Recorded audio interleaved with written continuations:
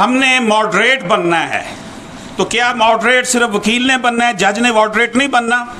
आप जाकर civil courts में देख लें, छोटी कोर्ट्स में देख लें, मताहत अदलिया में देख लें कि सुबह सुबह हाज़िरी लगती है, जजेस तशरीफ़ लाते हैं, 2 घंटे के बाद पता चलता है वो सीनियर साहब के पास चले गए हैं।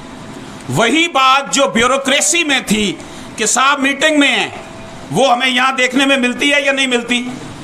मैं यहाँ पर क्रिटिसाइज किसी को नहीं कर रहा, मैं यहाँ पर ये बात कर रहा हूँ कि लीगल एथिक्स जो अगर हमारे लिए हैं और पाकिस्तान बार काउंसिल का जो कंडक्ट है, लीगल प्रैक्टिशनर एक्ट जो है वो हमारे लिए है, तो जो मेन स्टेक होल्डर्स हैं इस लीगल सिस्टम के, जजेस, वकला और जो साइलीन हैं, क्या उन्होंने इसका जो है वो ख्याल नहीं रखना?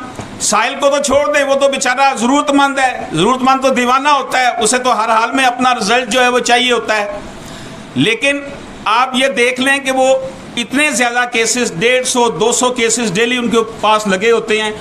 इतनी ज़्यादा केसेस की भरमार की वजह से उन्होंने जिन केसेस का फैसला करना होता है वो भी नहीं वो कर पाते।